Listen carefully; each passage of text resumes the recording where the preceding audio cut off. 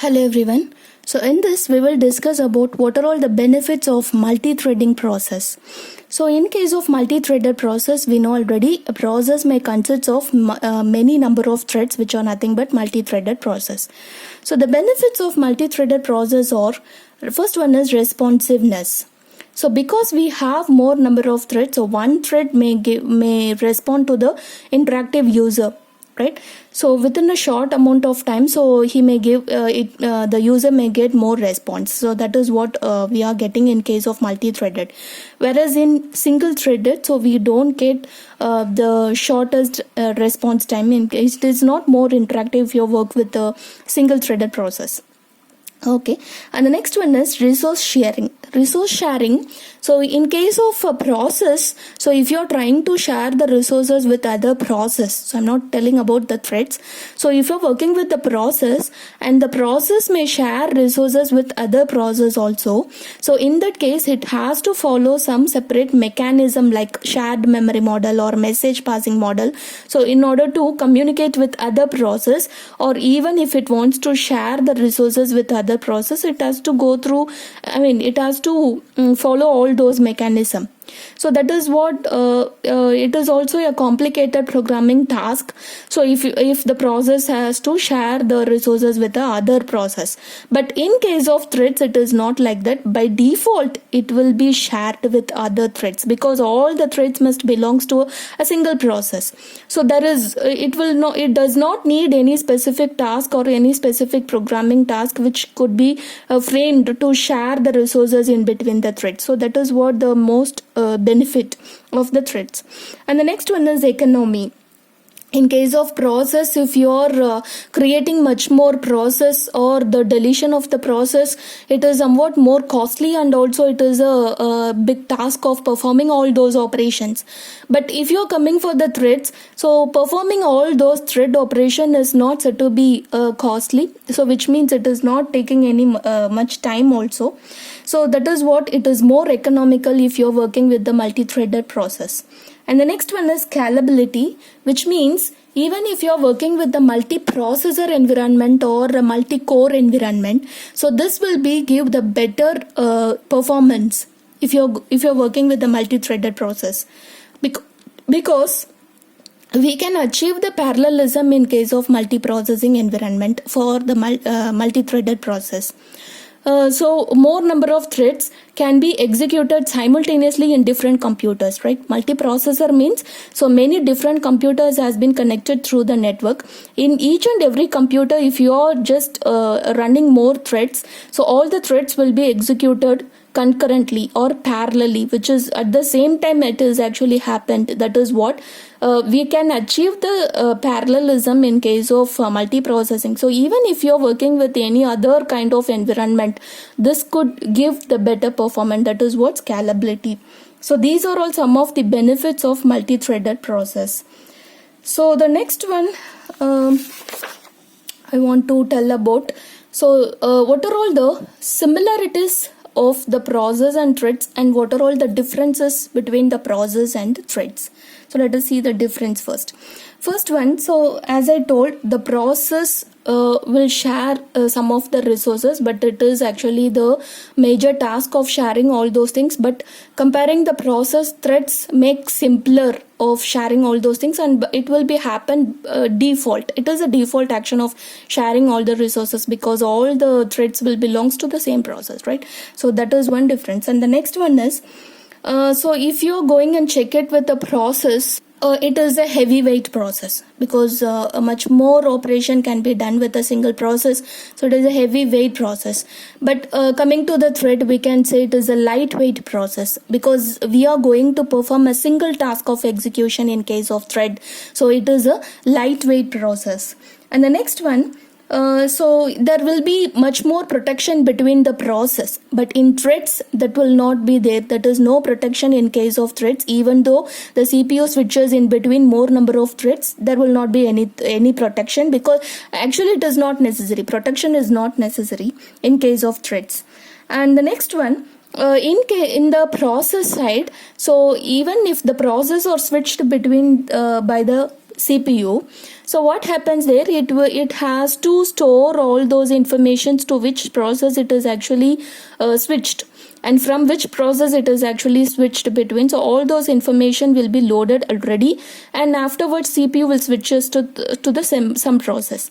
And while it is executing any of the process, if it gets any interrupt, so voluntarily the process will be released. It may also happen in case of process concept. Voluntarily the process will be stopped its execution and it will be released from the CPU for some cases, if it wants to perform IO operation or if it gets any interrupt like that, something like that, right? But in case of threads, it is not like that. So voluntarily it will not be released by the CPU, but it may happen with the help of thread system call. So one set of operation or one set of system call will be used under threads, which is nothing but thread yield. So I will tell about what are all the thread operation can be done with the help of system call. So there is one system call which is nothing but thread yield. So this is used to release the thread voluntarily from the CPU if there is any timer exceeds or some interrupt happens. But explicitly, if it does not have with any interrupt, but automatically this will be released from the CPU voluntarily. So this will also happen with the help of that system called thread yield. Okay, so these are all some of the differences between the process and thread. Similarities which are nothing but so in process also we can uniquely identify with the help of process ID. In the same way in thread also we can uniquely identify all the threads with the help of thread ID. So in process, in order to store all the information, we have the process control block, as well as in thread, we in order to store all the information we have thread control block, which is nothing but thread table. So all those things, and in the same way we can perform all the process related operations. We can also perform the thread related operations like thread creation, thread termination, thread running, thread blocked. So everything which is very same as the process. So these are all some of the similarities of the process and the threads. Okay, and one more thing I just want to tell about. This is actually the different number of process which holds each and every process which has a single thread, right? So this is another type, that is only one process which holds multiple threads, right? And this is actually a single threaded. There are actually multiple process, but each process holds only one thread. This is one process which is nothing but a multi-thread. So this is where this particular case we can get in case of Java runtime environment. This is the example for this particular type. Okay, single process that holds multi-threads. Here multiple process, I will tell you one process and one thread, which is nothing but MS-DOS is the example for this type. So if there is one process and one thread, if there is multiple process and each process has only one thread. So Unix is the example for this particular type. And if there are multiple process and each process it has multiple threads, so this is nothing but the example Windows.